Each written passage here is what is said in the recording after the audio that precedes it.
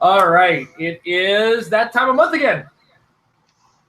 Patron Hangout. Good time of month. Patron Hangout. Patron Hangout. It's okay. It's been a full year of these now. It's come full circle, and it actually started with the man who's in here right now. We may have more later on. We will cross our fingers, but if not, just another day, a night with Mike on the camera. We can deal with that. Just as a heads up for those, language gets off color. I'm drinking alcohol. Deal with it. But if you want to become a patron, you want to be joining on patreon.com/marriedwithclicks. Any donor level gets you in on this once a month. This is usually the first Friday of the month. Last month was an anomaly as it held it somewhere in the middle of the month because of a whole bunch of things that happened at the front end of the month, including a long weekend and what else? Our wedding. Our wedding. I knew something important was happening on a Friday at the time. So here we are, post-marriage, post-origins. It's been a crazy couple months for us. And we apologize for the complete and utter lack of content that we've been able to put out the last 2 months because it just has been so crazy. We plan on burying our heads in it. Not this weekend because this weekend is the Rock Canada Cup, which we'll talk about a little later. But in the meantime, we are planning. We promise we're going to try to work on it a little better, guys. We swear. We're not on our A game right now. So without further ado, this is the Patron Hangout. And the floor belongs to us after the patrons give us the okay to talk or okay and the topic. So Mike, you've been here enough. You get the lead, sir. Give us a topic. Alrighty. So last night I played in month 3 of the Civil War, and I didn't do so well, and everybody kept poaching my hard work, but I ended up in the snake draft at the end, wound up catching this big guy. Woof! Woof! You didn't do well and you got a sentry? Yeah. That leads me up to the question, is there something I should know about this? I mean, the other guys who were playing with all passed on him, and I guess either took the other giant Atlas and things like that, and then it came around to me. It's like, okay, I'll take him if nobody else wants him like that. And I only took him because I invested in his ID card, so that's why I looked into that. So is there something I should know about this, or why other people might have passed up on him? All right. So I can think of 2 things. One, was it on the table at all times? Because no. Okay. Then somebody shoved it up their butt, and that's the extreme case. Not very likely, because I don't know if you look at the position he's in and the points he's got. I don't think anybody did that. A second thing that could have happened, and this happens quite a bit, is everybody at the table that you're at had him. Sometimes that happens. One of the things about these OP events that you'll notice is people get in some kind of weird rush to get everything all at once right away. And as a result, they end up overspending, overgrabbing, overreaching on some figures. So, I mean, a lot of times they'll grab these prize figures that they think they have no chance of getting, spend about $30 to $50. I think that's what he was grabbing on the secondary market, $30 to $50, and grab themselves their sentries. And then move on from there. The only other thing I can think of is that they're comic book fans and happen to want an Atlas for their Thunderbolts team or any other number of the figures for their own, personal reasons. I mean, that's the only things I can think of as far as that sentry getting passed on. I know I would immediately grab him if I got first place at your table. And if I was in a position ahead of you, I'd have probably grabbed it before you. That's for sure. But I'm in a different situation. So, and that's one of the things about these snake drafts. I watched at Worlds, I'd watch people go for Kingdom Come chases over figures in some cases. Now, granted, it wasn't at my table because I was a king of ID cards all weekend. But I witnessed it. I also witnessed a God Pack, but that's beyond that. Anything you can add, Amber? No, actually, my first thought on that was we're talking month 3. Yeah. They probably just already had it. A lot of times, like Jason said, with these OP kits, this is the time of year where people will actually hit up multiple venues rather than just their home venue to start playing in these events and get a better chance of getting these figures, getting these prizes. So especially by month 3, that is a possibility of already having played 2 to 4 games already.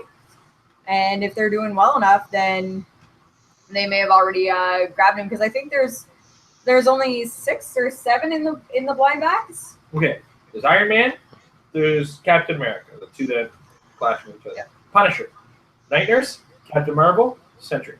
Okay, so yeah, there's only 6.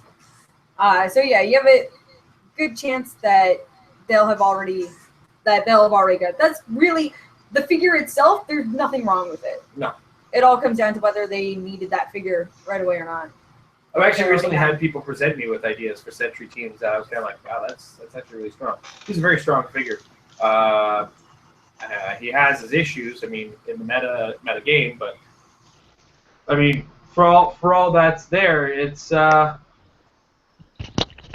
he's a figure worth having, if you ask me. So, like I said, they're either crazy, more interested in other figures, or had him already. Or you've got a Bud figure. I mean, that's the extreme fantasy case. It's just like, that doesn't happen. But, yeah. All right. We have a last second, or all of a sudden, joiner here is Fabricio. How you doing, Fabricio? Hey, how are you? I'm not too bad. Sorry, I just lagged for a bit and didn't hear you. Sorry. We're doing pretty good. Do you have a question or a topic? Great. How many turns is there? What's that? How big the tournaments there? How big are our tournaments here? Yes. Yeah. Oof. It really depends on the week and the format. A lot of those things go a long way. Right now, because it's the middle of the summer, people aren't coming out unless it's big. Canada, we have a lot of, I mean, in our parts of Ontario and whatnot, which is the province we live in Canada, it's cold for about 4 to 6 months of the year. What's it? So November, we'll start with November. November, December, January, February, March are pretty much five months out of the year, very cold. Everything in between is kind of cold, and then we have these like 2 or 3 hot months. They get really hot. Yeah. And so people like to get outside because they've been indoors all throughout the cold season. I think they're crazy. I love the cold and hate the heat. But ultimately, it's keeping people away from tournaments this time of year, unless, of course, it's a major tournament. Like I just went recently to one in Ottawa that had 20 people show up on a Sunday. Excuse me. We have the Rock Canada Cup, which we're expecting between 30 and 50 people showing up tomorrow. But I recently held a tournament at Comic Warehouse where 6 people showed up, and I had to beg 2 of them to show up. So it ranges depending on the week. If I was to actually average it out, we'd say 10 to 12 people show up on a regular basis, with some pitter-patterings of life getting in the way here and there. I mean, it's a game. I mean, life is more important. So. Yeah. Also, sorry. So, no, continue. Our storyline events, like the last few ones have been like anywhere between 20 and 30 people the first few months, and then it kind of goes down to our regular like 10 to 15. Civil War has not been a big drawing for our. Now we've had issues with the fact that we've been running a lot of the bigger tournaments this season, so a lot of our Civil War has been happening in the middle of the month rather than like the first weekend. So that might actually contribute to the fact that we're only getting like I think 12 to 16 people, 8 to 12 people. Usually like 2 to 3 pods that we've done up for the battle royales. Yeah. And we're not getting a lot of our draw-ins from like Toronto is like the big area, and then we live on the outskirts and we play on the outskirts, and any of our really big tournaments will get players come in from Toronto and make the trip out. And I don't think we've had any Toronto guys come in for Civil War. No, not at all. No. So people aren't traveling for this one, so this one seems to be kind of more on the hit the mist category than the hit ones that we've had, just like this booster sealed and even the pre-release drafts. So yeah. The weakness of the set has an effect on that. Yeah. The format of the tournament is, I think it's a massive misstep, but I don't want to complain about it too much. I've already complained about it enough on the Metal Lab, I think. So. Oh yeah, the Civil War format is actually quite rare, but it's somewhat good for here, because we were a small 6 to 7 people community, so we were very small. But this tournament we have 5 new people, 3 returning ones, and the the the the place we play on is completely full. Every single event is completely full. We even sold out some hero clicks we had, and we actually have been a month without anything to buy. A whole month. Yep, that's about every month between sets for us. That's good news. I want to say. I guess from a smaller community perspective, this kind of thing will have a bigger draw when it's a newer idea. If your community is new, these special events with the figures that are specific for those sets will always have an initial, oh my gosh, draw to them. I found Fear itself had an oh my gosh effect. What was the next one? The next one would have been War Light was the next one that did a full set of. Yeah. Yeah. I think. Yeah, and that had its own oh my gosh effect to it. But it started to taper off around Age of Ultron, definitely. And it's that there's a mentality, I guess, in our community right now where it's like, yay, I've been there, done that. Try something new with us. And Civil War, for I think a lot of these guys might have got too new. As well, a lot of our guys, especially in our specific store, have a lot of experience with the Battle Royale format from the convention series or the big tournaments. And those can leave a bad taste in your mouth if you're not a good sport about them. Or, if you watch a guy snake a couple kills from you from all your hard work when you thought you counted all the clicks damage that you're going to do. It's like, he had one more? No, that's your kill. As you point to the guy you're on. But I mean, I'm glad to hear that you're getting a ton of people in for Civil War. And it's good to hear that some communities are growing while others are kind of in a weird spot right now. I'm pretty sure our community is going to show up again when Superior Foes of Spider-Man shows up. And this is probably the longest period between sets that we've had for a while, because it's been... Yeah. Do we have anything? What do we have in May? Uncanny X-Men was last set. And was that May? Yes. So we had June and all of July without a set. Yeah, and not even no is, Gravity Seeds. It's like the only thing that's come out of Civil War, but basically when was Turtles?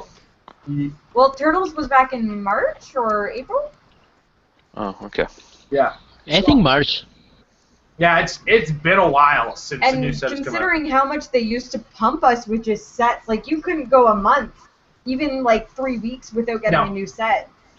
I'm not complaining as far as as the wallet goes. As my wallet, my wallet is quite happy. How you doing, buddy? I'm great.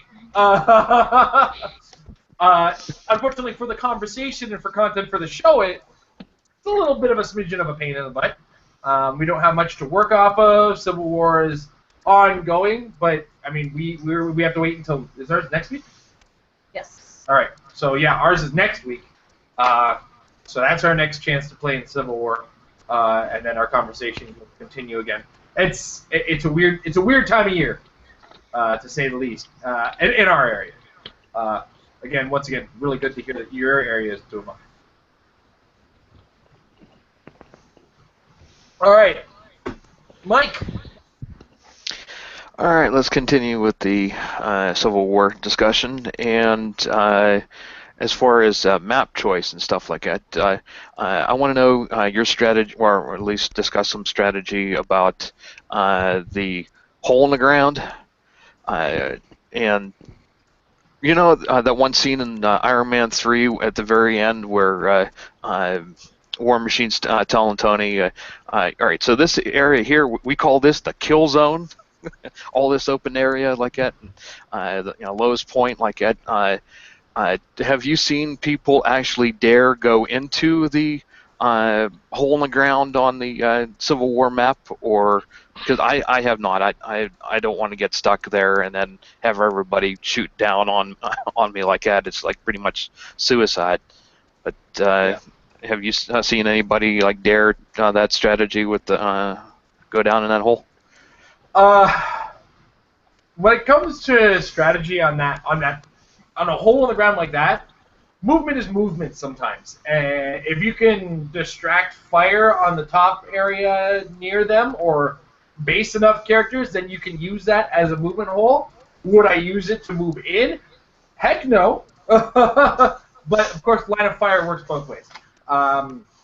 That all being said, that map is a pro registration dream, because when you actually compare the two sides, there are so many strong range characters on pro registration, and that while there are a few anti-registration characters who were ranged and have some to go with, like Punisher, and what was the other guy? Also shoots. Got a thing on his face.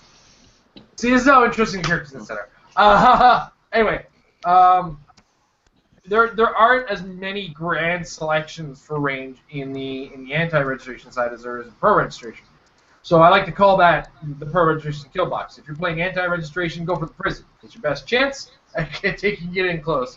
As far as dealing with it, honestly, I see that pit as an obstacle and hope that you got somebody who's super mobile to get around that obstacle. I look at it for movement as blocking terrain, and for line of fire as clear terrain, because 2-2, you're gonna get shot. I hate the map. I'm thinking about the map now, and the game I played on it was the one game I played pro registration. I had Bullseye on my team, so I looked at this and said, "All right, well, I'm gonna kill everybody." I can see the whole map. Yeah. I don't know. I feel like I said everything and nothing all at once on that one, eh? Yeah. Well, I don't know. When it comes down to strategy, don't go in the hole. Unless you have to. Yeah. If you're anti-registration, don't go in the hole. Unless you have to. But yeah, it's a two-way street, because in order, even though it's like a wide open hole, they still have to come to the edges to shoot you. So either a running shot or a sidestep and shoot. And that might not be worth the commitment, depending on what's on the edges and what's around them. So you may or may not be safe by going in there. As long as you don't plan on staying in there, getting across the map might be an easy way to get across the map. If you're Bullseye, who cares? Because then you just see through it all anyways. For those that aren't aware of why we keep bringing that up, is that Bullseye has improved targeting ignore elevated. No, he doesn't. No, not elevated? No, he doesn't ignore elevated, but that thing in the middle is level 1, and everything else is level 2. So he sees over it easily. Oh, okay. Oh, right, because he's just got gigantic range. Yeah. Okay. Well, 6 range. Gigantic for the set. Yeah. Then that's not the Bullseye I was thinking of. Then never mind. Yeah. It's a hole in the ground. Don't go in the hole. Nobody wants to be in the hole. Yeah. It's one of those things you can... The map is going to be a burden in that case. Slog through it. Do the best that you can. Position yourself as intelligently as you can. And try to... If you see your opponent has a lot of long range, take the long way.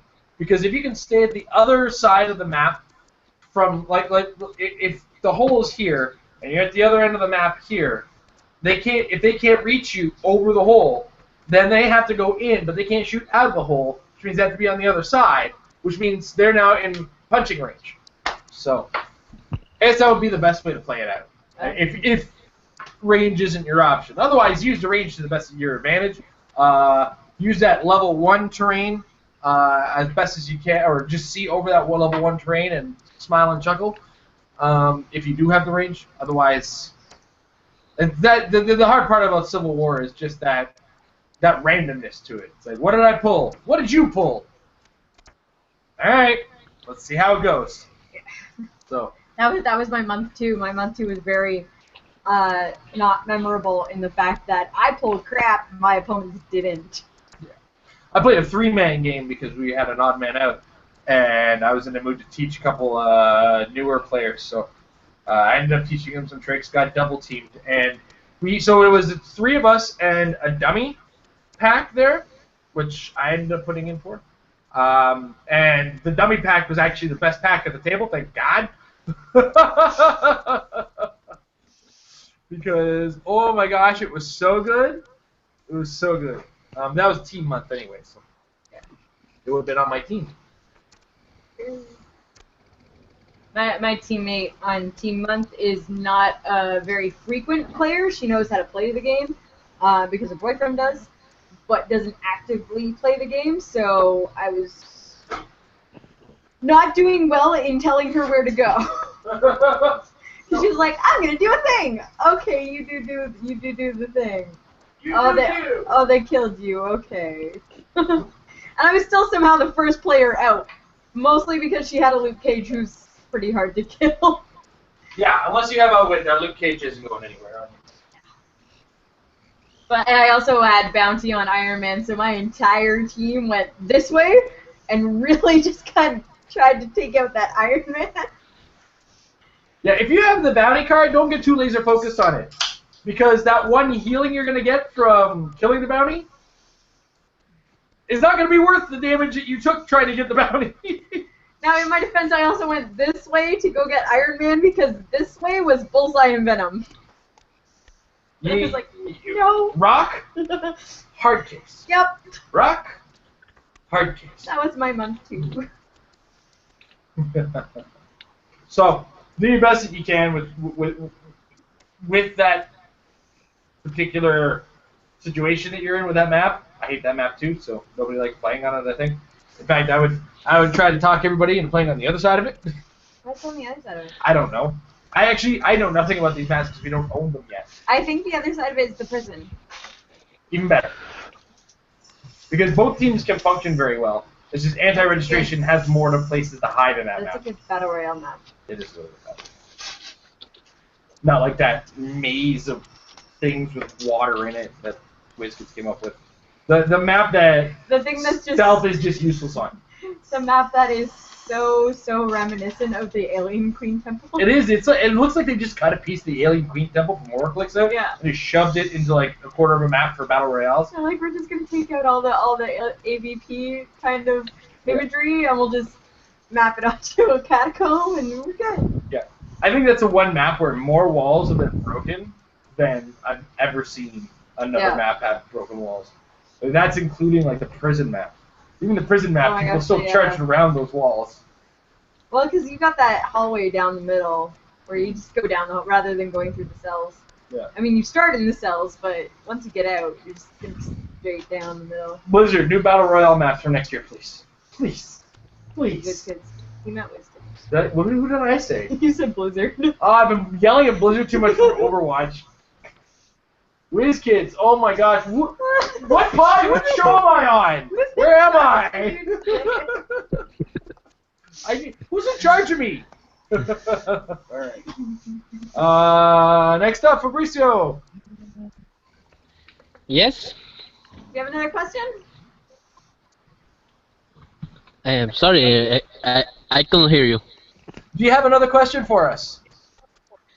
Another question. Yes, kind of. It is normal to see two teams full of just Luke Cage. Is it normal? Yes, because that ran through my whole team, just right straight inside me, and killed almost everyone except for Atlas, who managed to land a critical quake and barely save my height. Okay. So, as far as teams full of Luke Cages, never seen it before. It sounds amazing, because I'm a big Luke Cage fan. It's not so fun for me because on the first month, I was the Team Iron Man, and two of my enemies pulled an Hercules, and I had two Hercules on my Oh. full range team. I could not break away, I could not hit an attack, and I sad. So that just sounds like a game that just happens. Sometimes dice aren't going to agree with you all the time. Ask the dents in my walls. I get especially heated in practice and throw my dice at the walls. For those of you who are not aware of the joke there. That said, Luke Cage is a tough guy, but he is very. It sounds like your opponent was lucky that you didn't have Outwit, because he's very susceptible to Outwit. But of course, Outwit only goes as far as dice rolls, and even if you're outwitting his defense power, you can't hit. You can't hit. And as we were talking with earlier with the Civil War map, is Civil War you don't get a whole lot of choices to what your team is. It's not like a sealed event where you get 2 packs and really get to choose which of your figures you're going to use. In this case, it's, well, I pulled these 2 guys that have the same color base, and this guy. What are you giving me? Well, what is this? I don't want these. You don't get that option. You get them. Deal with it. So it's I've seen Luke Cage do well. I've seen Luke Cage do terrible in this format. A lot of it depends on what's across the board from him. And if what's across the board from him has a wit, he folds like a lawn chair. Which How is much wit is in the set? not enough for it to be a threat to Luke Cage, but enough to say, oh no, if Luke Cage gets outwitted. I believe Taskmaster gets it at some point on one of his I think dials. it's on part of it, one of his dials. One of his I don't know. I'd have to actually pull up HC Realms and check, so to be absolutely sure about the numbers. But off the top, I mean, the other thing too is, even if a character doesn't necessarily start with the power of wit, sometimes they'll get it. That's true. Right? And really, the Luke Cage's trait is only helping him from penetrating damage. Yeah. Not that much penetrating damage in this set. No, he's not. That's interesting. Yeah, there's not a ton of psychic blasts. There's a little, like, again, Taskmaster exists. Yeah. I can't deny that his existence is a thing in this set. Actually, I think Silhouette have exploit. Oh, exploit, yeah. Who's that? What? Oh, exploit. Yeah, there's a couple figures with exploit I've seen. I'm actually just pulling it up right now. I'm feeling really silly about this. So Cap gets outwit. Iron Man gets outwit. Vision doesn't have. This is just not based on special powers right now. Daredevil gets exploit weakness, but that's okay because Luke Cage ignores or can ignore penetrating damage. Can't be penetrated. Can't be penetrated. Can't penetrate a man that size. Awkward. Yellow Jacket gets it. Oddly enough, Luke Cage does not. I think I remember when I was Spider-Man gets it mid-dial a lot, but and here's the thing: every single character I've mentioned it has it on 2 clicks that aren't his first click. Yeah. So it's easy to go past it. Incidentally, that Punisher-like guy I was talking about, Cold Blood. Cold Blood, okay. That was a character I was thinking of. Now, isn't that a neutral character, though? Nope. No? Cold Blood is anti-registration. Okay. It's Cold Heart that's neutral. Yes, Cold Heart is neutral. The girl with swords. So far, how many figures have I said so far? 4? Give or take? But all of those in the below rare slot. I love. We have the extra time here. We can do this. Punisher gets it on his last 2 clicks. Taskmaster does have it on 1 click. Atlas Goliath, Mach 4. Oh, Wiccan has it as one of his powers, doesn't he? No. Yeah, Wiccan has it. So that's 5. Microbe? Microbe, yeah. Yeah, Microbe gets a a good really one, cool outwit. Right? Yeah, he's traded outwit. Certainly will not. Plunderer won't. Cobalt Man, Tigra, Statue. So, based on what I've said, there's only about 6 figures in the set without wit, and none of them start with it. Yeah. So, Except for Microbe, who's traded it. in Civil War, Luke Cage kind of just goes, I'm going to do this, and if you happen to get in my way, it's your own fault. Because so much, even if you can, I didn't even count penetrating damage, but if you have a figure who does penetrating damage to Luke Cage, he still doesn't care, he still gets to get his reducers. Which makes him just like the Mummy, just kind of and just coming at you with no regard for his own life, because, well, if you still have to roll to hit him, and if you can't hit him, he's going to reduce the damage. That's a given. And there's a drastically large number of figures in this set with 2 damage. Yeah. Like, an annoying number of figures with 2 damage. And he starts with invulnerable. So, if you can't penetrate that 2 damage, sorry, he's coming. You just got to have to deal with it. I think the only thing that can really do any kind of consistent damage would be precision strike, because you can't reduce that below 1. Yeah. And that's not penetrating. So, whew. Yeah. So I can see in the Civil War environment, especially, Luke Cage is coming at you like they just don't care.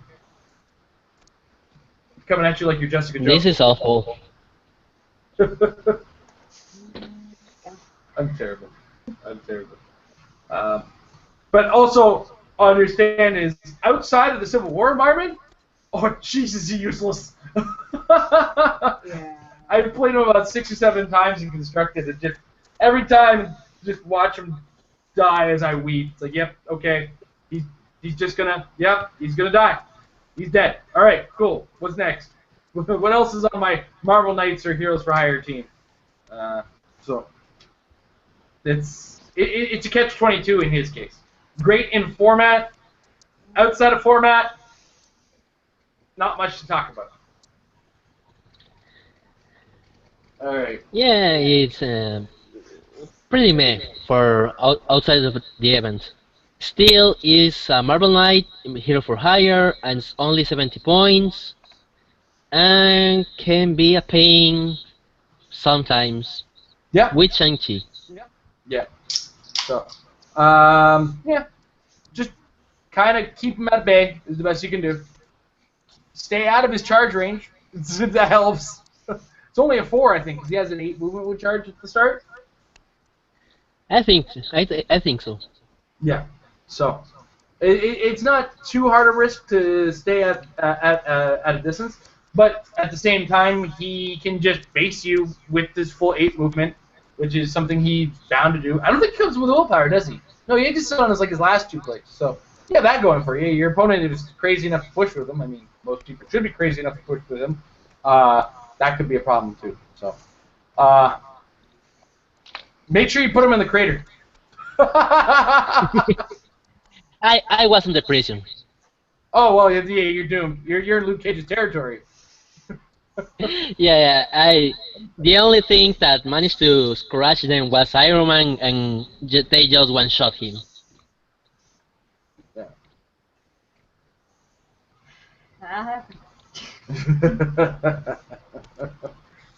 Beware the big, bald, strong man who have bullets bouncing off him. Yep. All right, Mike. Alrighty, what else we got here?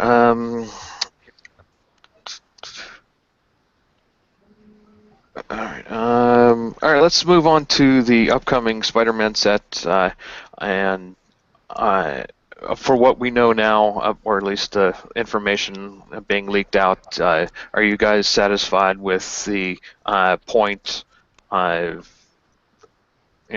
totals and stuff like that, the different pieces like that? They seem to be, the point totals seem to be going a little back up now. I feel like if I was to compare in the Marvel and the DC sense, I feel like World's Finest was similar to Uncanny X-Men, except for the chases. I consider the chases the outliers in that set. Where Superman, Wonder Woman would compare to the Spider-Man set. There's a lot of big things in there. There's a lot of small things in there. There's nothing massive. There's no 300, 200-point characters, if I remember correctly. Nothing really stands out as particularly huge. And I think the only figure I kind of went Superman to is Anti-Venom. And even he's not terrible. And we didn't say anything that was particular. I'm trying to remember what we said. I feel like we said something was terrible in the Metal Lab. I don't know. I wouldn't know. Oh no, I know we've been complaining about Ragnarok. We spent the whole episode yesterday complaining about Ragnarok and how bad he was. But that's Civil War Grand Prizing. Yeah. And dodge that one. Yeah, have you found anything you wanted to complain about in Spider-Man 101 or Spider-Man 1 in Superior Foes? Complain about no. Or even just anything you're particularly happy about? Okay, I do have one complaint, I guess. If we're gonna do Spider-Verse, we didn't, or at least I haven't seen that it has been confirmed, not confirmed. Spider-Man 2099. Not again. Be there? I don't. I haven't seen a version of him. Yeah. I've not. And we know all the primes, and he's not one of them. Yeah. So Which I means don't. we're not gonna get that. Oh no, he wouldn't be Prime Squadron, would he? He'd be Prime Exiles. Yeah. So I don't think we're getting him. So. We're getting further and further away from doing any Exile teams. Just when you thought they were gonna do it, they stopped doing it. But we also have Deadpool and the Expos. True. I guess that could be an interesting sub. I mean, there's all kinds of. That was the last time we got Blink. The last Deadpool. Yes, we got Blink. She was also a fan. She was a fan vote. She was a fan vote. I don't know why they stopped doing that. That was interesting. Yeah. But then again, I guess we got the reprint of Etrigan, courtesy of that. I don't think they planned on that happening. But yeah, now we have a whole bunch of champion figures. I'm excited for that. Oh champion figures. 3 champion figures in one set. Unprecedented. Yes. Unprecedented. I'm excited for Chameleon. Chameleon looks and cool. playing him. Devil Dinosaur just excites me. He looks so awesome. I still like their justification of why he can't carry people. He can I mean, it makes sense, right? And the Moon Boy hated me or something was the other reason that. He ate Moon Boy or something. Well, because I think there was like an alternate next wave or whatever version of him that did that. I like the hate crabs and the hate koalas. And Rockabilly Modocs are cool too. Everything about that just screams hilarious. And Paris did a fantastic job designing Mephisto. I like the contract tokens. I think that's interesting. Strange that they dodged naming any of his powers one more day, considering the set he's in. But let's not take too many digs at that. I'm loving the idea of J. Jonah Jameson, and I'm loving the idea of trying to pull out my best J.K. Simmons impression. Oh, did you see the Fast Forces version? I didn't see the Fast Forces version. What does he do? Oh, you know what? I'll be talking about it in the but- lab on Monday, I'm sure. Yeah, you'll like him. I can't remember. I just remember reading it and be like, oh, Jason will like this. Oh, and I briefly read The Kingpin, and he was amazing. I just posted those today and actually look at them. Sinister Syndicate doesn't need to be a Jason. And he's 50 points. Yes, please. I can share my 11 attack with Speed Demon without having to worry about keeping it near people? Yes, please. Yeah, That's pretty amazing. I have to check the limitations up, but that's the important part that I read, really. I got excited at one point, but then disappointed at Spider-Girl because I thought it was Mary Jane Watson Spider-Girl, but it's Maybay Parker, who's apparently Spider-Man's daughter. So. You mean the alternate universe daughter that never existed because the devil broke them up? Yes. But they never met, but they met, but they never met, and they're the best marriage in the world, but they never met? Spider-Verse. Oh, I was talking about One More Day. Have you not read that? We have that upstairs. I know. I don't like Spider-Man. It's the funny thing. Spider-Man's usually okay, but then that story existed, and I was like, oh, man. Anyway, we're getting way off topic on that case. I'm excited that Hydro Man is back. I got so excited when he first came out. Yep, Hydro Man's back. How can you be so excited about Spider-Man villains but hate Spider-Man comics? You know, Spider-Man villains come from Spider-Man comics, right, Amber? I don't like Spider-Man. Yeah, I don't but like just use him as a delivery device for the comics. It's like Batman. I don't like villains. Batman. I like everyone around him. Yeah. And the internet is just getting crucified because I said I don't like Batman. Whatever. Only one person's going to crucify you for it. It's alright, Chris doesn't watch the show. So overall, I'm really excited about the set. Craven excites me. Not so much the Prime, but the regular Super Rare. Franking Craven is not what we expected. Well, I mean, I kind of expected it. I want my Alyosha back. I want my Animal Tamer. He was I just want so good. I want him to give the Ninja Turtle sass. They're all animal keywords. Come on. He can tame the Ninja Turtle. Which means he Yeah. can tame my Chase. Which means I can flurry, full movement flurry with my Raphael and do penetrating damage. Or full movement flurry with Michelangelo and give 2 actions. I'm giving too much away right now in Golden Age strategy. Not that Golden Age is really supported. Golden Age, what's that? Overdrive. That's another one who I'm really excited about. The Oh, right, King the Enabler. The taxi that literally makes taxis. He makes vehicles. He's gonna make Vanisher look silly. Yeah. Because he can carry 4 characters, much like Vanisher. He's got sidestep, Vanisher doesn't.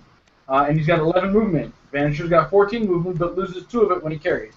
But Vanisher does have phasing. He does have Overbody, and he does have the Brotherhood, the mutants, which he does gain points on. Both are equally good in equally different ways. One just also happens to have empower. So, yeah, it's a set. I'm not as a whole going yeah. But there's a lot of pieces in it. So I want that. I want that. I want that. I want that. I want that. I want that. I'm doing that a lot in this set, which makes me happy. I'm really more excited for Joker's Wild and Deadpool and X-Force. So. But you were really excited for Cloak and Dagger, weren't you? Yes, and we did get to see Cloak. It's gonna be interesting. He's one of those figures where I'm like, I gotta play him because like I gotta see him work because reading him it's like that kind of works. I don't know. Well, like he doesn't do any damage unless it's from close combat. So. But he carries Cloak or Dagger. He pretty much always has Dagger with him, as long as you play them together. Yeah. And Dagger has like multiple targets that deals 1 penetrating damage with each hit, right? Yeah. So it's interesting that they both have like printed 0 damage. Yeah. Which also means that you go up against anybody without wit and they can't do anything. You can't do damage. Oh. Nuts. Nuts. Darn, I forgot how to attack you. That's when you hope you have a lot of ID cards with enhancement. Yeah. Or empowered. So Moon Knight. Perplex. Get a bunch of other people with Perplex. Yeah. Oh yeah, but you bring that. That's just fair. That's everybody brings Perplex, right? I'm not crazy, right? I'm crazy. Who am I kidding? I haven't been. Oh shit! I forgot how to build teams. I'm supposed to have Perplex. I haven't built a team in a while. I've been playing the same team for a while now. I'm waiting for Superior Foes of Spider-Man. That's the thing.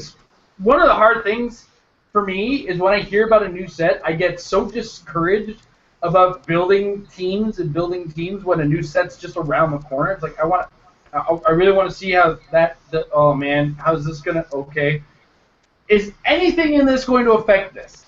Is really the first. And I think what put an stop on all my team building was Proteus from Uncanny X-Men. Yeah. All my team building went on stop. I was like, oh, well, Proteus. Okay, well, I'm just going to stop for a second, wait till Uncanny X-Men comes out, and see what else I can do with this Proteus monstrosity. Turns out it was just Proteus for me, but it was enough for me to do okay at Canadian Nationals, which made me smile. Yeah, it's alright. Yeah.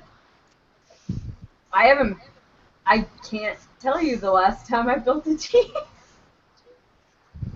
Because we've been playing Civil War, and then anything before that we weren't playing has been like patron-made teams. In fact, the next 2 games that you're playing are patron-made teams. So I've been doing so much judging lately that it's like, I don't know how to play the game anymore, guys. I don't know what I'm doing. Then again, I don't really know how to play the game. I've been just kind of, I've been holding what I call the brown bag challenge for a lot of events, where I just put together a brown bag of figures and say build 300 points out of that. I've just been grabbing figures lately and just literally throwing science at the wall and seeing what sticks. So I think the last team I actually built was the Flash Season 2 team. Yeah. So again, and this set anticipation is just really, really at its peak right now. And Yeah. in fact, just before we started the episode, I went, "Oh my goodness, Superior Foes is Wednesday."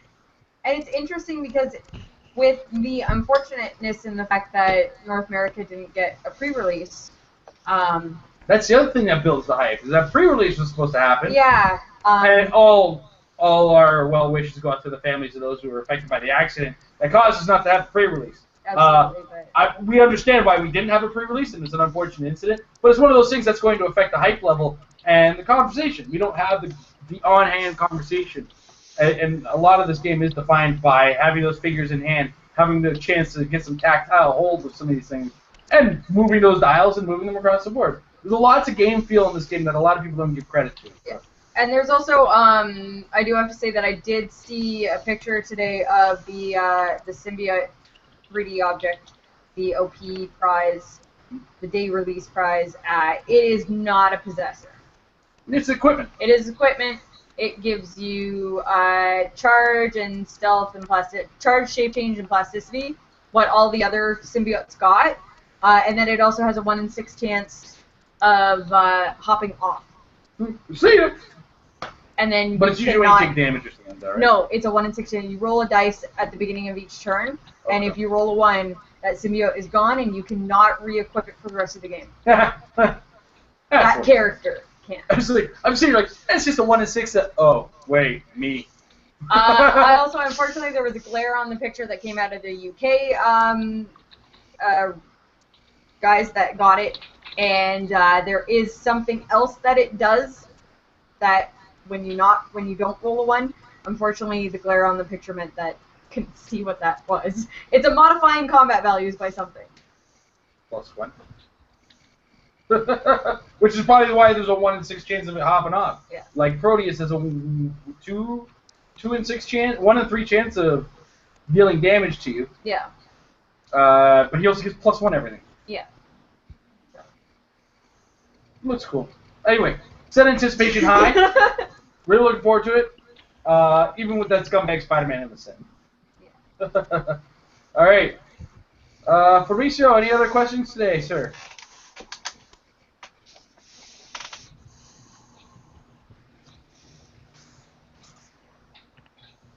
Fabricio?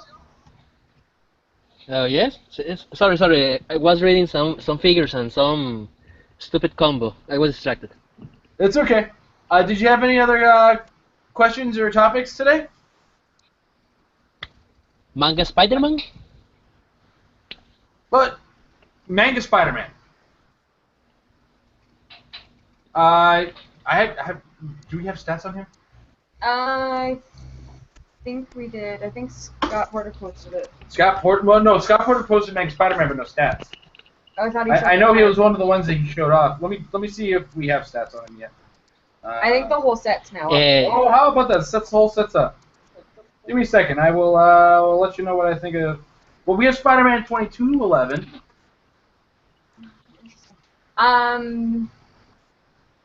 It's on the realms already. His sculpt isn't what I was anticipating.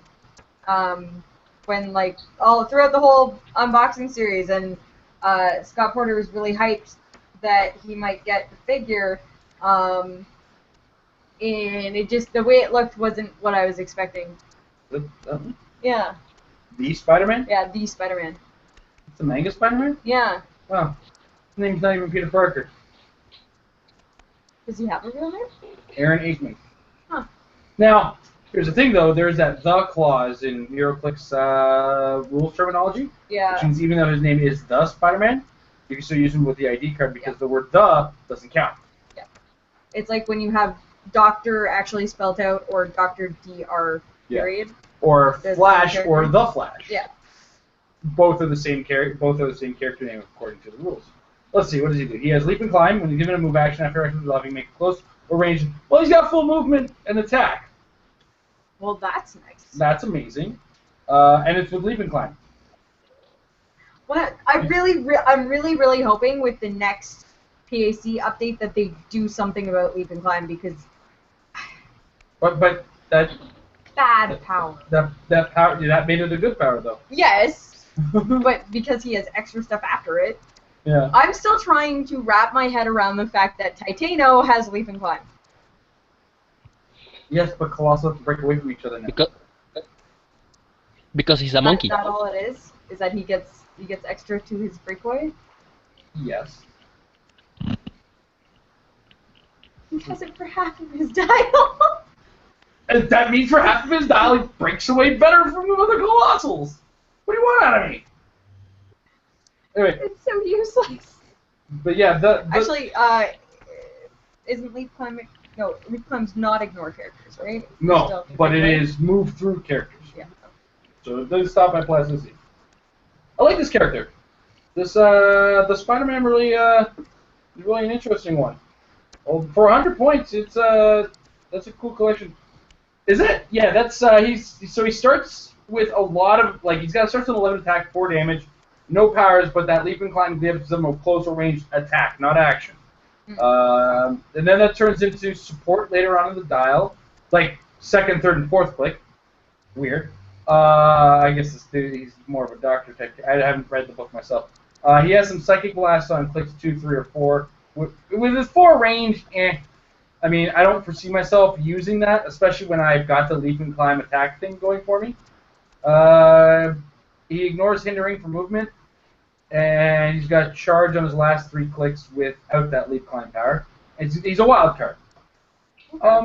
Yeah, this is I mean, unfortunately, the Quinjet exists right now, but in a post Quinjet world, which, if my math is right, is next rotation. He's got a place. I see a place for him. Him and the Spider Knight, actually. The Spider Knight, because of the fact that he gives everybody adjacent to him energy shield. Yeah, adjacent friendly characters use energy shield. He's already got a 19 defense, and he's a wild card. If you can, I've heard good things about the Spider Knight. Yeah, if you can wild card, find a way to get a defender on the team. Wild card defender. Now he's sharing his 19 defense and energy shield. Do you have any cheap defenders right now? Ant-Man, I think. I think there's a 50-point Ant-Man with it. Don't quote me on that until I... Right now... it's not going to be Hank Pym. It's going to be one of the collector set ones, isn't it? Unless... Ant-Man. No affiliation. Ant-Man. No affiliation. Damn it, Ant-Man! There's bound to be something with Defender. Who's got Defenders in the building? Yeah, you're probably better off just searching for the team building. Advanced search. Yeah. Uncanny Iceman have it. What was that? I didn't know. I'm sorry, what was that? Uncanny Iceman. Uncanny X-Men or somebody? I'm pulling it Oh, up. is Beast a defender? Beast was a defender. I don't know if he has a... Does he have a team ability? Oh, I think he's got the X-Men. Yes, the Super Rare Iceman have defenders as a team ability. Rock on. Because the only one I've got here is Iceman. Beast had the keyword, that's for sure. But I don't think he had any. No, he used no affiliations. Oh, I thought he had X-Men. Yeah. No. No, Iceman. Oh, yeah, had it, Iceman, yeah. But he's not particularly cheap. Anyway, but Iceman in conjunction with him, I mean, Iceman would get a +1 boost in his defense, +2 for the energy shield. That would be a 21 defensive range Iceman, who can, I believe, carry the Spider Knight with relative ease, because I don't think he flies. Spider Knight does not fly. So Spider Knight now copies. So that's 220 points. Is not particularly terrible. I wish, you know what? If this, it's a shame this is a post-Adara world, because that would be Adara's new possessor, Yeah. or possessee, as it were, because she gave defense. Do you think we're going away from Possessors now? No. No? I think there'll always be one or two. I think they'll change their mechanics. I mean, they already made a big experiment with Proteus, right? And I think Malice that- to an extent. Malice as well. I think the characters, equipping characters, as far as possessors are concerned, is definitely going to be going in a different direction altogether. And I think they're going to rework it. So I think Brainiac and Eclipso are going to be the last traditional ones, the ones we're used to, the ones we're familiar with. Even Jocasta, Yocasta, I think if anybody works like her, it's going to work like her, and it's going to be a little bit more limited. So that's that. Anyway, I think a lot of people were just surprised that the symbiotes didn't. I'm not surprised. I told everybody that's not going to happen. Yeah. The suits aren't like you can't manifest them as characters on a dial as a symbiote. Like they're not going to hit anybody. They're not going to do anything. They're going to have terrible stats because all they are is sticky. The symbiotes don't fight. The symbiotes attach to people. That's how they fight. Right? So I think that's been a misconception on people's parts as far as the way they're supposed to or would function. They're more like living equipment than they are actual living in it, like actual things. So, but yeah, just looking at this, like just getting that cursory glance very quickly at some of the chases in the Spider-Man set. Like my anticipation continues for that set. It grows, and I'm like, this is the second time I've been excited for a Spider-Man set after finding out what the actual set contents of Amazing Spider-Man were. Because that was at a time where we weren't buying much stuff, and I had to fight you to buy packs of that. Yeah. Because I had Magic Poopy and Spider-Man. Well, that was also one of the ones that set was almost ruined by its previews. Because the previews were werewolves and Dracula. Yeah, and, they previewed the wrong characters. Like there was almost no Spider-Man stuff previewed, but there was almost no Spider-Man stuff in the set, which was great. At the same time, though, it was a one in many series of misnamed sets, to say the least. Anyway, tangents. We're over there. We started here. Let's get back over here. That's how we do this. With Mike. Rock and roll. Alrighty, so here's something else I wanted to talk to you guys about is I'm kind of itching to play some of the stuff I picked up in Origins. This is okay, truth be told, I only bought this just for the Sharks so I can make an Atlantis team out of it. You and a lot of other people. And hopefully the people I play with aren't watching tonight. No, I hope they watch the show, but more or less, like I hope I didn't spoil anything for them. Because the question is that how much of a strategy should I plan around using these limited edition pieces in surprise, like in constructed games, because none of them have seen them or gotten a chance to see them. Only like a handful. I only noticed like 3 or 4 people up there at Columbus, and so rest of the players I'd be playing against haven't seen these or played against these pieces. Should I start using them and catching them by surprise, and hopefully that my more experience with them can counterbalance their experience as a whole or something like that?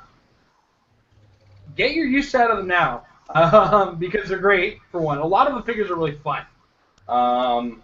I know the surfing Batman for sure it fits under the fun umbrella.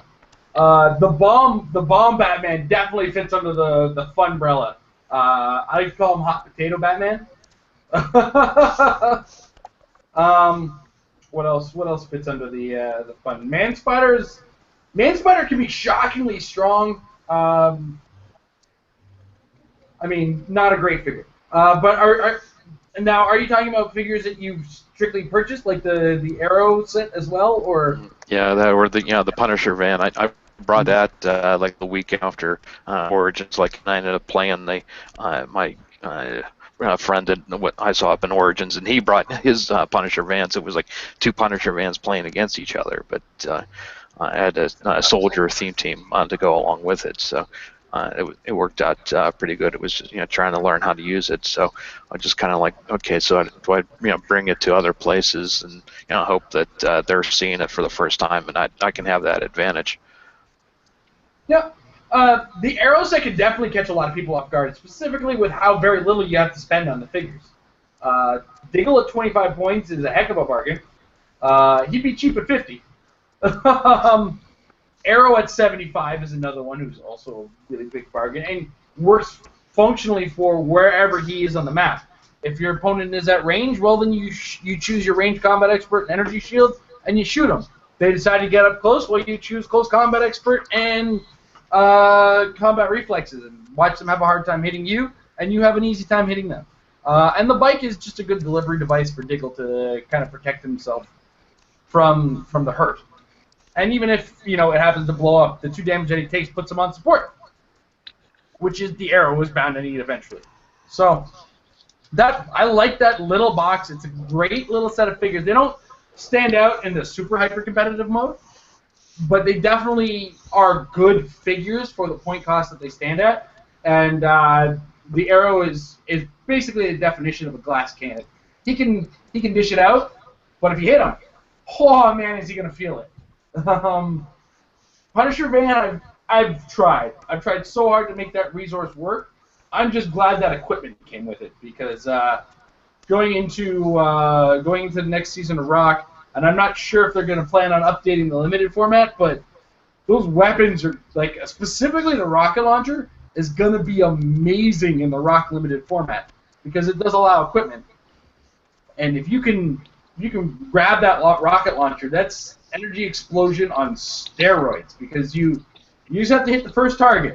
You don't have to hit any of the adjacent targets. The first target takes 4 damage, and all the adjacent ones take 3 damage. And that's like without having to hit the other one. So if you can find a weak 16 defense that happens to be sitting next to an 18 defense, hit the 16 defense. Watch the 18 defense take 3 damage. It's that's probably one of my favorites out of everything in there. What else? Yeah, I think I think I've covered all. Oh, the turtle band. I've had so much mileage out of that turtle band. Oh man, and like I can guarantee, even though that pizza ability, okay, the way the pizza ability works, you don't have to pay for it, which is great. You choose one of the 4 Ninja Turtles, then you roll a die. If the Ninja Turtle shows up on the die or on the pizza dial after you roll it, heal that Ninja Turtle, or if he's on his first click, give him +1 attack, +1 defense. Ah! It's totally random though, unless you're playing all 4 of the Ninja Turtles, which only really happens in super big games. It's really hard to pull off, but it's one of those things. It's like, this is a random effect that you basically pay no points for, but when it works, it works. It works so good. And the fact is, you need a pilot who can be anybody who's a base, who's got a base, who isn't a bystander, basically. Have them drive all 4 Ninja Turtles up in somebody's face. And now, I'm not going to lie, I am guilty of using all 4 chases with the turtle van. I'm guilty. And the pilot happened to have Empower. I'm a terrible human being. And my opponent couldn't get through the 18 defense with Impervious on the Turtles, because they were all adjacent to each other, because I plopped them right in his face. And swearing ensued. And he may or may not have been using characters that may have a theme that rhymes with Schmingdom Schmum. So the Turtle Van mixed with the Ninja Turtle, especially the chases, which is, I know I'm showing off in that case. But man, is that Turtle Van just good, altogether good. What else? That's it. That's everything that's viable, right? Mm-hmm. So yeah, everything viable is a ton of fun. The Turtle Van just stands out as the one that I've got the most mileage out of, for sure. The most confident mileage out of, beyond a shadow of a doubt. And I've also been having a riot with. I find they've gone away with gone in a way with the con exclusives that I'm okay with, and they're fun. They're strong in some cases, but they're not strong. They're strong, right? I'm doing that right? Yeah, it's not like Brainiac and Supreme Intelligence from last year. Well, Brainiac is a great 400-point figure. Right? What's that? I said, "Oh, Tom." That was the best description of that ever made. It's like when he saw it, it's like when I first saw this, I said, I think this is a great 400-point figure. What do you mean it's only 200 points? That was my best Tom impression, by the way. You can tell. I could tell that was your tone. That was my Tom. And Supreme Intelligence, just as a resource, it's a new single-figure resource, right? Yeah. It's the new Gauntlet. Because of the longevity that con-exclusive figures tend to keep, it's here for a while.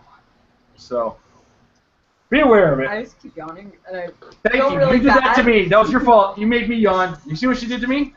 See what she's doing to me? I'm really not that tired. I just keep It's contagious. Yeah, so like Jason was saying, these are just really fun. Beware, like my only advice of that would be, beware of your scenario, of your format. If you're going to be walking into like a high competitive game, maybe not play them. But if it's Well, just think twice about the ones you're bringing. yeah, but if it's just like a hey, let's have fun kind of tournament, then yeah, play them as much as you can. Because darn are they fun. And then you can also be like, heh, I have it and you don't. Make sure you do your best Cartman impression.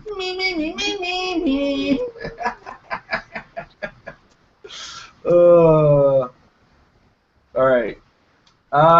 We move now back to Fabricio. Fabricio. I don't have any more questions. Okay. All right, Mike, it's your show. Alrighty, so one of the last ones I have here, going to, well, I'm sorry, Amber, I don't have very much rules questions here this month, but because this is another strategy question with the use of objects when going back to last night, my team didn't have any super strength. So I put out a couple of objects anyway, but I guess I use them as hindering terrain and stuff like that. Is that still okay? Because then all the other ones, because I was playing right next to a She-Hulk and a Hercules, and like how dangerous of a how dangerous was that? Because I could have also risked them picking it up and hitting me with my own object and stuff like that. So, I think I taught Amber enough about this one that I can actually let her field it. Yeah. Okay, so first things first is what a lot of people miss is that your object count is an up to. You can field 0. You can field 1. You can field 2. You can field all 3. Yeah, I recently read that. You don't have to add objects to your team. And when you are fielding them, if you're only fielding 1, you can pick whatever you want. So if you only want a light object to hop into hindering, it still might be there for your opponent's pickup, but as a light object, or even an ultralight object, which won't give you a hindering train, but they won't be dealing that damage back to you. If you add 2, you have to have a light or a heavy. Like you can pick one, light and a heavy. Sorry, that's what I meant. When you're only doing 1, you can pick whatever you want. Once you have 2, it has to be a light and a heavy. Then once you get into 3, the third one can be whatever you want. The other thing is that objects, unlike special objects, they don't have a. You can place them wherever you want. There's no restrictions on where to place them. So if you want to have them just for the sake of having them, and you don't want your opponent to use them against them, feel free to shove them in a corner somewhere. And then they're out of the way. Your opponent has to work really hard to go grab those objects to use them on you. The other thing is strategically placing your objects in doorways. If you have a map that has doorways and you're not against a team of flyers or people that ignore hindering, one of the most frustrating things you can do is put an object in the doorway. Or stairwells. Yes. If there's a lot of elevated terrain and you put an object on the top of the stairs, nothing's worse than having to walk through the object. And even if they have to destroy it, they have to waste an action to destroy it. So it's a two-way street, right? Amber hasn't clearly been listening to me all the time when it comes to objects, because my rule is ABO. Always bring objects. Even if your team isn't going to use super strength, sometimes your opponent will have a map that will strip you of hindering terrain and you need that hindering terrain. Subsequently, if you are that afraid of your opponent using the objects against you, and you're in that situation, because when you build for a tourney, when I suggest for building, I don't suggest for the one game. I suggest for 3 games or more. I'm suggesting for the tournament, right? So you got to go into it and think to yourself, okay, if somebody brings a map, picks a map that basically denies me hindering terrain, I need to be able to add hindering terrain, and that's what the objects are. Furthermore, if your opponent does have enough super strength to make you fear it, like Amber said, jam it in your corner of the map. Honest answer, unless your team doesn't move from the starting area, those objects are not going to be a threat to you. Unless your opponent has Mr. Nobody, well then you should already shake their hand for playing Mr. Nobody outside of Seal. I mean, don't get me wrong, Mr. Nobody's a neato character. I love him a lot, and I really want to get some use out of him myself. It's just, again, not the meta. And I think he will survive the next set of cuts, which means he will have his place in the meta. Unfortunately, he's Quinjet dominated or Doc Ock dominated. There's quite a few things actually out there that, believe it or not, are pretty dominant. But it is also a, like, if you play those teams, you got to know how to play those teams kind of meta. That's the other thing. It's like, you know, you can't expect it. Point and click. It's not point and click. Those teams are dominating because good players are piloting them. But objects. Objects. Back to objects. Yeah. So, like I said, if your opponent is going to be the one to say, "Hey, hindering terrain is gone on this map," you're gonna be like, "Okay, well, I have some. If you need it." A lot of times you'll find yourself. But again, you have corners of the maps. Chuck them in there if they're a threat to you, or if they become a threat to you. And just be aware. Map awareness is part of that. Is be aware of where your opponent needs to be and where your opponent can get to. And that will go a long way towards helping you place them. And as far as selection, if you pay attention to your team as well, if you happen to have a character with energy explosion but not much range, bring an ultralight. Watching an ultralight become an explosive object and your opponent's face when you do that to them is quite enjoyable. Exploding basketballs. Just because of the way the rules work, you need a ranged combat action in order to throw the object. Not a big deal.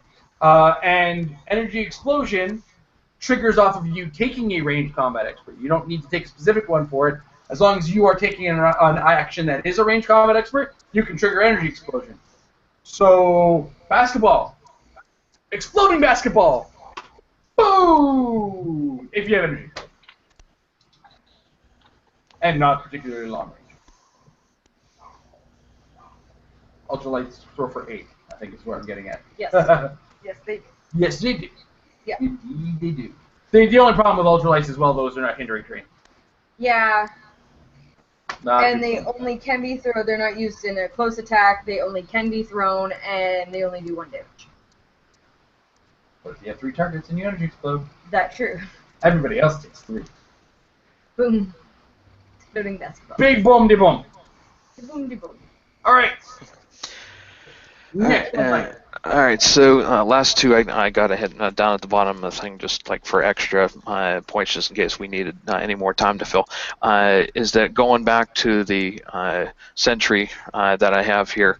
Now I do have I invest in the ID card to use that, but then since you're telling me that he has to be less than point totals of who I'm helping out.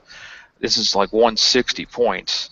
Then what kind of piece do you suggest I use him to help out? Like I'm thinking maybe Superman Red with I think he's like 175 or something like that, or like when I use him as strictly as a call-in.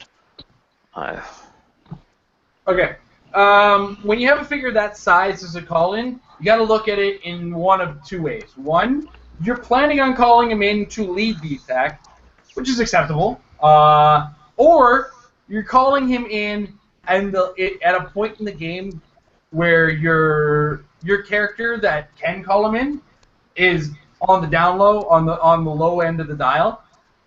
But when you call in a character for a single turn on top dial, you can see where the payoff can really start to just punish your opponent. So take for instance with the Superman Red example. Though if you were to listen to Tom and Mike, they'd tell you never to use the character, and it's a tough choice on this character. I'm just gonna leave my opinion off to the side.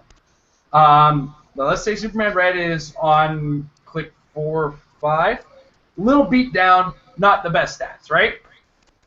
You call in Sentry, well, you got Sentry on top dial. That's a problem for your opponent. So you're gonna watch your opponent's face go from haha, almost have the oh come on, which is my favorite one. When your opponent, just watching the opponent just go, really, because that turn can really, one turn is all it takes in this game to really turn it around.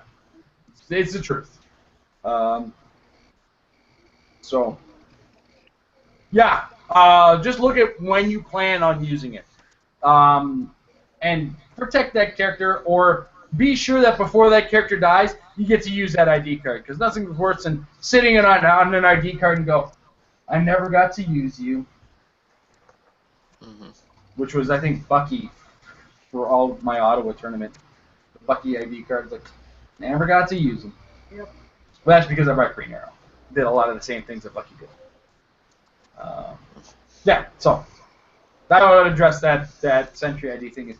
If you're going to put them on the ID card, make sure you have at least one character, if possible two, depending on the point total. If it's a 300-point build, 160, whoever's going to be able to call them in is going to be half your build. But just make sure that guy does get to use it, and you have a plan of action in order to do that. If it's an indomitable character, lead in with the Sentry, because your opponent, if you lead in with the Sentry, and I believe does he start with hypersonic or charge or something like that? Yeah, it's charge. It's like that, and I got 5 damage.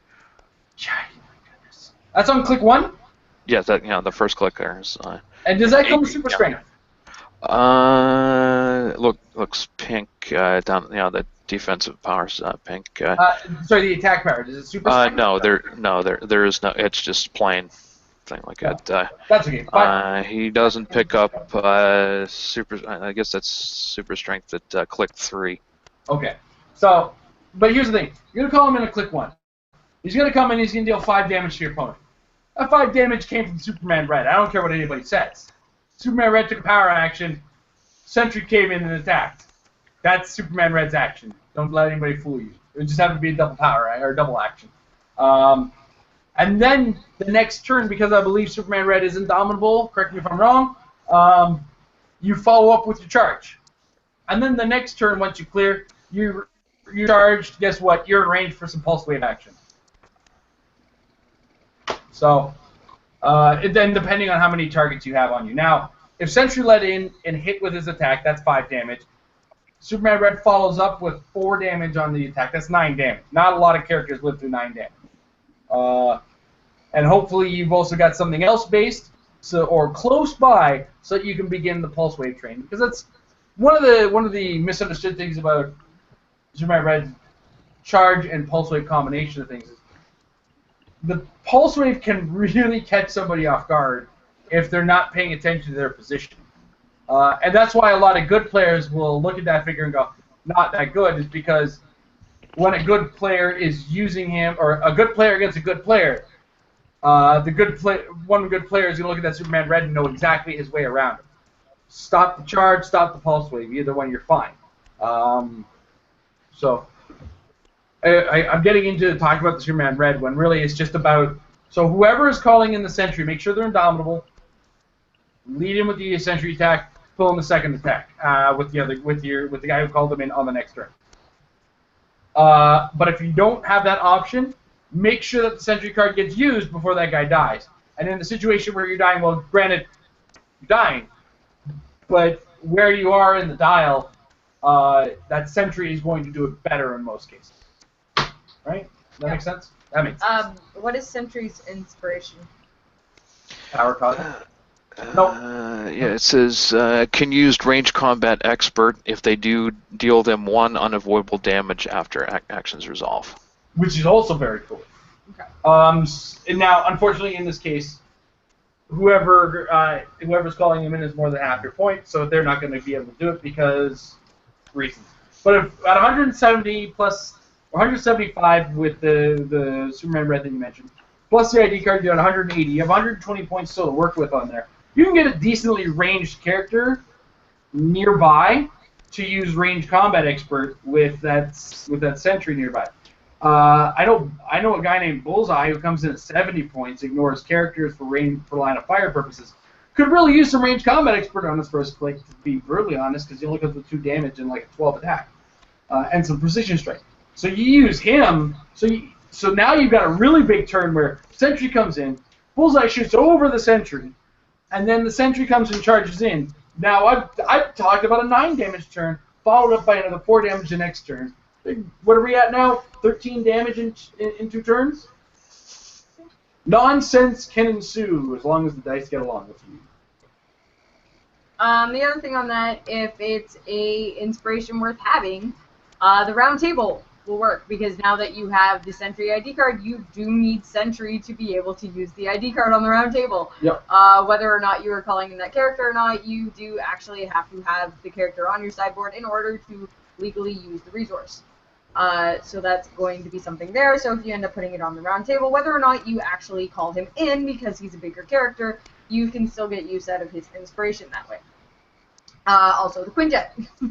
If you happen to come across Quinjet, that ramps up to be able to bring in bigger things later on, and bring Sentry in as a more semi-permanent character, rather than calling him in traditionally.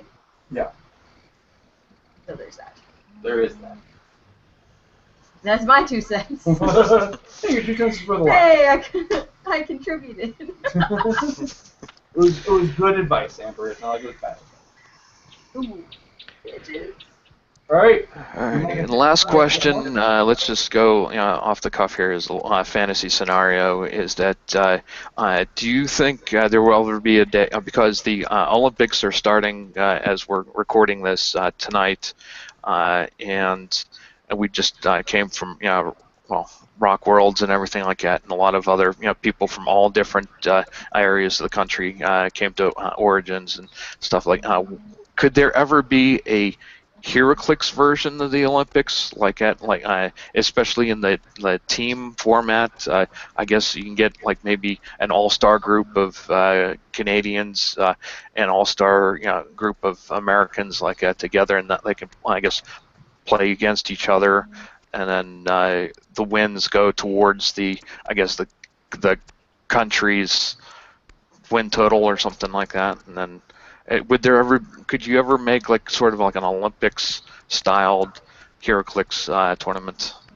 I'm sure there's some psychopath with the hair talk and the willingness to organize such a thing. That guy just needs a venue. Another thing too is you got to get everybody in one place and really be attractive. Now, if I was to consider one tournament in the year to be the Clix Olympics, it actually isn't Worlds, and it isn't Rock Worlds. I'd consider it to be the Majestics Regional, because every year they don't just put on the regional Rock tournament. They put on several other tournaments, and they even have their own Clix triathlon, pentathlon tournament that they have, where round 1 of the tournament is one thing, and then round 2 is the brown bag challenge, and then round 3 is another completely different format. You really got to work your way through all these formats to really stand out as a good player. I think that's as close as it really gets to such a thing. But I mean, of course, we could say the country representative showing up all up in one place. I think Worlds gets really close to that. I mean, we had quite the international flavor going on in Worlds. I know there's a number of us from Canada who finally made our way down south. And others who make the trip regularly. I know Patricia Lamb's a former West Coaster. But Rob Barazul was there with some guys. So, I mean, there's at least 6 or 7, 5 or 6 Canadians down there. And then, you know, there's a couple players from Puerto Rico, some from Mexico. I'm not sure if the European champions made it this year. I was so overwhelmed with the number of people kind of introducing themselves to me. And I was awestruck at myself, meeting some champions who I got a chance to meet for the first time. For some and others, you know, I've met in the past. George Masco I've met in the past. It was great to see him again. Patrick Ivoko I've met in the past. It was great to see him again. Kevin Fruz and all of them. Great to meet. I mean, I was just so overwhelmed with people that I really didn't get an actual count on the country counts. I get an idea of how far people were coming from. So, I mean, and it was, if you think about it, it was really close to the Olympics in the sense that the U.S. really dominated in attendance. So it was pretty easy to dominate in medals too, right? Just saying. I would like to also say, if we're trying to build a all-star Canadian team, we have to be able to win our nationals first. Yeah. Let us win our nationals first. Let's get us that far first. Before we even think of doing an all-star team. So we have freaking nationals. I mean, we've had it 3 years now. All 3 years, it's been won by a different American. Yeah. Yeah. Because it was Nick Peterson. Yeah. Then Kenny Pena, and then this year was Kenji. Yep. So yeah, first we got to get past that hurdle, and then we can talk about an all-star team. Look, this year I got it covered. All right. There's a couple guys at Customs who may or may not know a few people, and they may have some open warrants on them. I'm just saying. Weird things are happening over there, and no, but seriously, we gotta win our own nationals, right? Yeah. I mean, and I can just see like Kenny's face right now. I mean, like, well, you gotta earn it. No kidding. Third is close, right? Well, we've always said, like, I think this is the first year we didn't have one in the top 2. Yeah. Because Nick Peterson beat Patricia Lamb. Yeah. Kenny beat a player from Montreal. I do not remember his name. Yeah, I wish I knew the name. I apologize. It was supposed to be Ryan, but that's a whole different bag of worms. That's another bag of worms we don't have to open. And yeah, this year, myself and Patricia were as close as a game of Canadians. I was 3rd, she was 4th. We didn't even make it to the top 2 this year. Yeah. So we're actually on a decline, if you think about it. Just like our dollar. You know what it is? It's the strength of our dollar. It's got us all depressed and down on ourselves. And in fact, that 3rd place in U.S. dollars is probably actually like 1st place. Once you factor in the conversion. Yeah, once you factor in the conversion, their 1st place is like multiple 1st places, and I was close to a 1st place. So that's how conversion works, right? Yeah, my 3 is their 1. Yeah, as a Canadian, that's my pretty much 3rd how is their our 1, money works, and their 1 is my 3. Therefore, conversion rate done. I actually got 1st. There you go. No, I didn't. I got my butt kicked in the top 4. Kenji from the get-go had me beat. He had me beat at build, and it was just me trying. Like, I made one drastic error, and it was him coming back from it. So it happens. That's what happens when you don't test against green batteries. That's right. I can't say anything. I didn't even get to qualify this year. Or work on your steel game. No, that's not the problem. Well, it is, because if you would have gone undefeated in sealed, you would have had no argument. Yeah. Just at Worlds, you have to go undefeated. That was a shock to me. Yeah. There's like one squeak in. That's it. There's none of this 2-1. I'm in. I can do this. No. There's undefeated or nothing. It's quite a different environment that I'm more or less familiar with. So, and that's kind of that mentality I've got to start going to these big events with. No losses, no matter what. Ugh. All right. Yep, that's it. I scratched them all off, all my questions there. So. Well, I do want to take a second to thank our patrons for a year of the Patreon program. The past month has been a little rocky for us, and I apologize for that. Your tokens are in the mail, so there's that. They should be arriving at your place within hopefully a week or 2. Fingers crossed on that one. Our postal service is threatening to strike, so. They're touchy right now. They're taking time off. As well, I want to thank our patrons for a year of being awesome, a year of support, a full year for Mike himself. Yes. So I want to thank Mike for a full year of patron service. We do appreciate that. It's come a long way.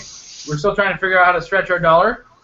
It turns out the camera was not quite the stretch that we thought it was, so we have to rethink that investment, unfortunately. Sorry, guys. So that's probably going to be but that's probably going to be my road journal camera from now on. Yeah. So trips from the road, everything like that. So we're still on my phone, but that's okay because we've got everything under control with that now. What else? For those of you who are in the Greater Toronto area and you happen to be watching, make sure to stop by the Rock Canada Cup tomorrow at 10 a.m. At 401 Games, and this is in Toronto, Ontario. Myself, I'm going to be playing. Amber's going to be judging along with a couple other judges to get a little bit of backup going there. We're looking forward to having a lot of people there, and Amber's actually going to give everybody the first look at the trophy to be won, the Golden Necron this year for the Canadian Rock. Cameron's going to have that backwards. Yeah. But that does say Canada Cup champion. So that is the Golden Necron that is being fought for this. We got a bunch of prizes. Some of which I have to update Mike with because he's supposed to be in charge of organizing things, except for prizing apparently. We're all in charge. We're all part of it. So yeah, all in all. We're looking forward to seeing everybody there. I'm looking forward to finally getting my team packed away. I was supposed to do that yesterday. The Overwatch is fun. Overwatch is so fun. We're looking forward to getting back to a proper schedule of film release or episode release this week. The only thing we've been consistent with has been the Metal Lab, which thank goodness for that. Thank goodness for small favors. But Metafix is going to be a regular. We're back on schedule with Metafix. Back on schedule with Dial It Up. We got to get back on schedule with the games, and then we're happy campers. Everybody's happy campers. So. Also, if at any point those watching or our regular viewers, suggestions for Dial It Up, because until the next set drops, I kind of run dry, and I've been starting to do like really focusing on standard powers. And now that I've started to do that series, I'm really worried that we're suddenly going to get a new pack, and I'm going to have to redo all of it. Your episode. Like, oh, this power doesn't work that way anymore. I'm sorry. How many episodes have we had to put the big notice that this episode no longer counts or this episode's been outdated? Only about 4 in the 2 years that I've been doing Dial It Up, so that's actually not that bad. All of that said, thank everybody for the year. The year it's been a great year, and we're hoping to make it another good year this year. A little bit more traveling and something like that. So Canada Cup this weekend, Atlanta in October, for sure. For sure, Z's. We've actually. Our plane ticket is booked. Yeah, booked it. We're legitimately going, guys. Actually, when it comes down to it, we can get there. Yeah, we're working on getting. We have to plan it. We have to do the planning on getting back. We just have to book the planes. Because we have to book the plane from New Orleans to Atlanta, and then from Atlanta home. It's quite a crazy trip. Thank you, Expedia.ca. It's gonna be amazing. It's best honeymoon ever. Ends with HeroClix. So we're looking to an exciting cap off to the summer, where we're gonna get back on track this summer with things, and hopefully the heat will let me make episodes in our kitchen. We have had some really unprecedented heat waves this month, and it's not been enough with the excuses. Right? been pretty. Oh, that's not an excuse. That's just proof. It's why I shine right now. That's why this is now this. I don't have hair anymore because of our heat waves. All right. So thanks everybody for watching, and if you want to become a patron, and want to join this show, get your questions in, get your topics, get a little bit of time with me and Amber once a month on the first Friday of the month, check us out at patreon.com/marriedwithclix. There's a number of areas where you can support us, and any of them gets you in on this show. So, yeah, that's all we have for this month. Once again, thank you, Mike. Thank you, Fabricio, for joining us. And everybody, have yourselves a wonderful evening. See you guys next month.